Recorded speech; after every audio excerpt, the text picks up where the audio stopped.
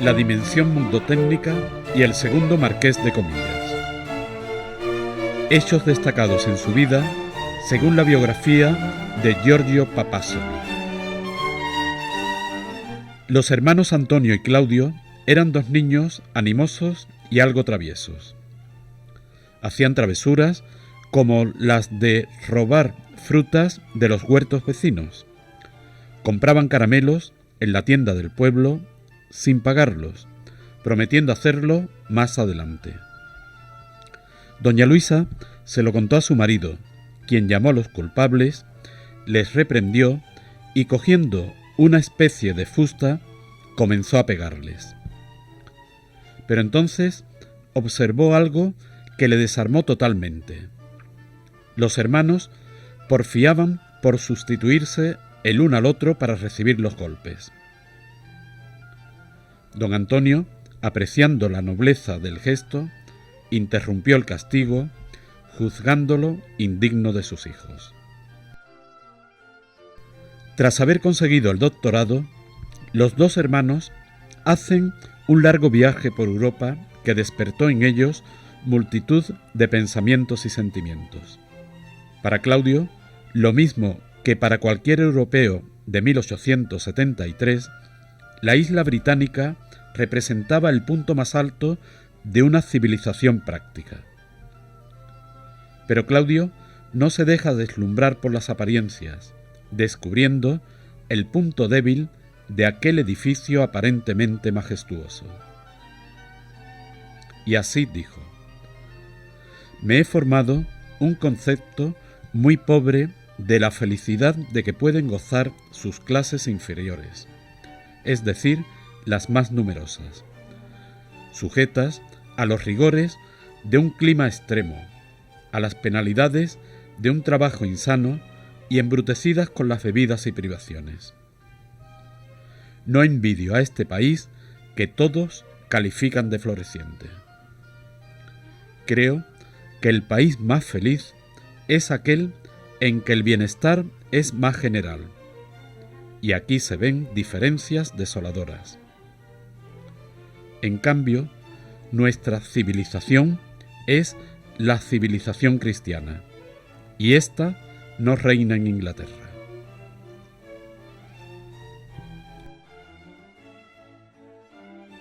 Su hermana mayor, María Luisa, le escribió que procurase estar alegre, a lo cual él contesta a fines de agosto de 1875 desde Londres o Gibraltar: me dices que no me entristezca, no tengo esa costumbre, y si alguna vez doy albergue a la tristeza, es a una tristeza dulce que me deja lleno de vigor y de consuelo. Hija de lo que se llama mal del cielo, no puede nunca menos de curarme todas las enfermedades de la tierra. Estando trabajando como armador en los astilleros de Matagorda, en Cádiz, decía: por mi educación he estado demasiado apartado a mancharme de aceite y alquitrán. Reconozco que esto me hacía falta.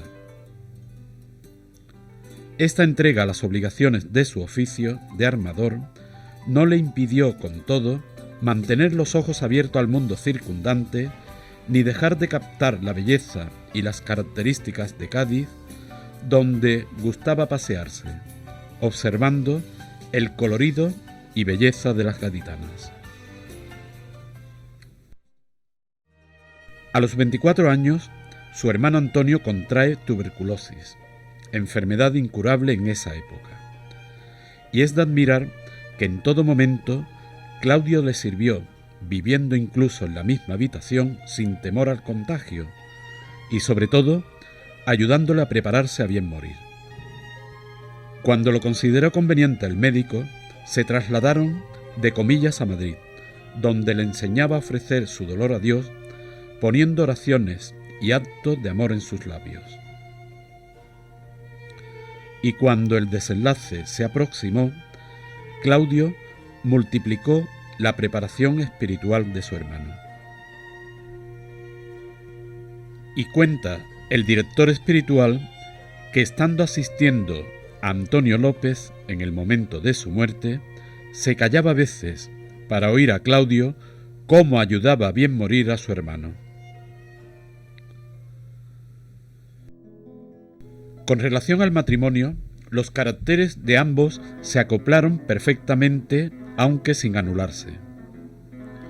Don Claudio es tranquilo, muy dueño de sí, muy atento a sus estados de ánimo que analizaba uno a uno, pero es un temperamento nervioso, o como él mismo dice, sería un poco salvaje si aflojase algo las riendas.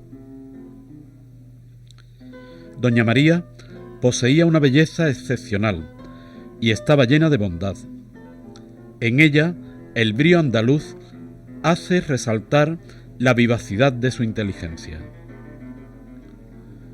La marquesa es más viva de expresión, más extrovertida y fácil para manifestar su estado psicológico. Así, en el círculo de los íntimos se dan particularidades curiosas. La expansiva marquesa, aunque sonriendo, se dispara y emite un juicio.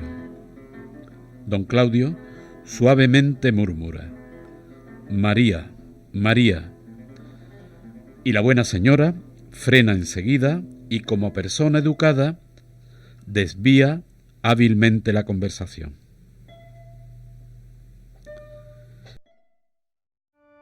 La jornada de ambos esposos comienza a la vez. Juntos oyen la misa de 8:30, nos dice el sacristán de Comilla, Cecilio Zalce, y nos comenta que con frecuencia los marqueses no están solos en el momento de la Eucaristía, sino acompañados de varios huéspedes. Y he aquí un detalle sobre el vestuario de significado espiritual. Para la comunión, don Claudio va siempre vestido de etiqueta, chaqué y cuello duro, aunque esté solo. Interrogado sobre el porqué de esta costumbre, el marqués da inmediatamente la razón. Cuando voy a ver al rey de España, me presento con un traje de protocolo. ¿No es justo que haga lo mismo cuando me presento delante del Rey del Cielo? Después de la oración matutina, oída la Santa Misa y terminada la acción de gracias, toma un desayuno ligero y se sienta en su estudio. Aquí le observamos. Entre los registros de los negocios, los montones de facturas, las docenas de cartas, tiene sobre su mesa de trabajo el libro del Kempis. Repetidas veces, levantando los ojos de tantos números y tantas noticias, los posa sobre una frase que lo guía a la imitación de Cristo: «El que me sigue no camina en tinieblas». Así transcurre la mañana. Un cúmulo de negocios se amontona en torno a don Claudio. Después viene la hora de la comida y del reposo prescrito por el médico. Salen más tarde el marqués y la marquesa a dar un paseo y visitan alguna iglesia en la que esté el Santísimo expuesto, para volver y recomenzar el trabajo, que se alarga hasta muy tarde. Por la noche, después de un día de trabajo sobre 1000 asuntos, hay unos momentos de encuentro entre los señores y toda la servidumbre, y juntos rezan el rosario. Siempre es la marquesa la que dirige los misterios y las oraciones, y si por cualquier circunstancia no está ella, es don Claudio quien las dirige. A las 11 de la noche se apagan las luces y todos se retiran. Para ser exacto, no todos. El marqués pasea en su habitación. hace examen de conciencia. Pide perdón de sus culpas delante del crucifijo y toma una disciplina. Ni siquiera durante la noche se quita el áspero cilicio que lleva tan apretado a la cintura que resulta difícil comprender cómo podía vivir y moverse. El doctor Díaz Carmena, que le embalsamará, encontrará este instrumento de penitencia y declarará ante notario: el cilicio estaba tan metido en la carne que casi había desfigurado el cuerpo. El marqués lo llevaba siempre y continuó llevándolo en su última enfermedad y en el momento de la muerte. Pero, ¿cómo podía respirar? ¿Cómo podía caminar? Don Jorge Barrié, amigo y consejero del Marqués de Comillas, nos cuenta una reunión de la Transatlántica. Durante la Primera Guerra Europea, al estar cerrado el canal de Suez, los barcos españoles para llegar a las Filipinas tenían que recorrer el periplo de África. En uno de estos viajes, el vapor Eizaguirre de la Transatlántica choca con una mina. Se abre y se hunde en pleno Atlántico. El Consejo de Dirección está reunido en sesión ordinaria en las oficinas de Madrid cuando llega la noticia inesperada e imprevisible. ¿Ha habido víctimas?, pregunta el marqués. Sí, señor. Casi todos los que iban a bordo han muerto. Don Claudio procura con esfuerzo dominarse y dice: no es el momento de hablar de negocios. Suspende la sesión y rápidamente se va a la iglesia de San Pascual, donde está expuesto el Santísimo. Allí se detiene durante una media hora en profunda oración. Después reanuda la sesión interrumpida para tomar las medidas necesarias de socorro para las familias de las víctimas. En 1890, en Barcelona, la multitud se manifiesta tumultuosamente y no puede circular ningún carruaje. Don Claudio se entera de que los jesuitas están en peligro. Se presenta al gobernador y consigue que unos pelotones de hombres de toda confianza se planten ante el colegio para defenderlo de cualquier asalto. Para conseguirlo, él mismo se expone a un riesgo mortal. Y después de una jornada intensa, a las 10 de la noche, encuentra tiempo para acercarse al colegio y cerciorarse del estado de los religiosos. Importante es la afirmación de Ortiz de la Torre, que con su autoridad de médico explica: entre tantas y tan diferentes personas como he visitado en mi larga vida, no he conocido a ninguna que haya tenido ni tanto tesón ni tanta resistencia en el trabajo, cosa admirable en un hombre que tuvo que luchar toda su vida para mantener el equilibrio de sus pocas fuerzas. Y añade el secretario Cabañas: trabajaba en el automóvil y en el tren. A veces, de una estación a otra, resolvía un difícil problema, que después quedaba formulado en un telegrama, y el telegrama partía de la estación siguiente. Don Claudio decía de sí mismo: el día en que no recibo 60 cartas es un día de descanso. Las leía todas, y para cada una escribía un sumario para la respuesta que había que dar, y que después redactaban los secretarios, cuando no era él mismo quien redactaba la respuesta por entero. Ya hemos dicho que llegaba a recibir 80 o 90 al día. El concepto de trabajo le aparecía como absolutamente necesario, y lo tenía tan identificado como parte de su mismo ser, hasta tal punto que en una ocasión, charlando con algunos jóvenes del seminario de Comillas, el marqués les incitó a estudiar y llegó a decir bromeando: «Mirad, apenas puedo imaginarme el cielo sin trabajo, y me figuro que allá arriba Dios nos mandará a hacer algo». Y la historia, por otra parte, nos dice que uno de los principales ejecutores del Congreso Eucarístico Internacional de Madrid en 1911 fue don Claudio. Los obstáculos eran graves, sobre todo por la tenaz oposición del gobierno anticlerical. Don Claudio fue amenazado de muerte, mas no se acobardó por ello. Por consejo del marqués, afirma don Juan de Borbón, hijo de Alfonso XIII, mi padre decidió celebrar el Congreso.